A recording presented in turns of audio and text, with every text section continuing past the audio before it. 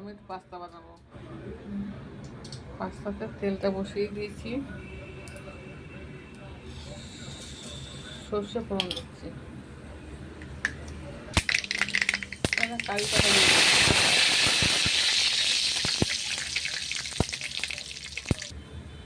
সবজি দেবো না, পেঁয়াজটা দিয়ে দিলাম। এবার আমি পাস্তাটাকে দিয়ে দিচ্ছি, একটু সোয়া সস দিয়ে দিলাম, একটু দই, হয়তো লঙ্কার গুঁড়ো, একটু গোলমরিচের গুঁড়ো। আর এখানে পাস্তাটা হচ্ছে দেখুন, এভাবে দিয়ে দেবো, দিয়ে নামিয়ে দেবো। এখন দই, গোলমরিচ আর লঙ্কার গুঁড়ো দিই। দেখুন আমার পাস্তা কিরকম হয়েছে, লাগিয়ে দেবো, হয়ে গেছে। এই দেখুন আমার পাস্তা হয়ে গেছে। না কি দিয়েছি, সর্ষে ফোড়ন, কারি পাতা, পেঁয়াজ, ওই পাস্তাটা সেদ্ধ করেছি, তারপর নুন দিয়ে দিয়েছি, তারপর দই, লঙ্কার গুঁড়ো, গোলমরিচ দিয়ে করে দিয়েছি। দেখুন কেমন লাগছে দেখতে, ভালো লাগলে লাইক শেয়ার করবেন।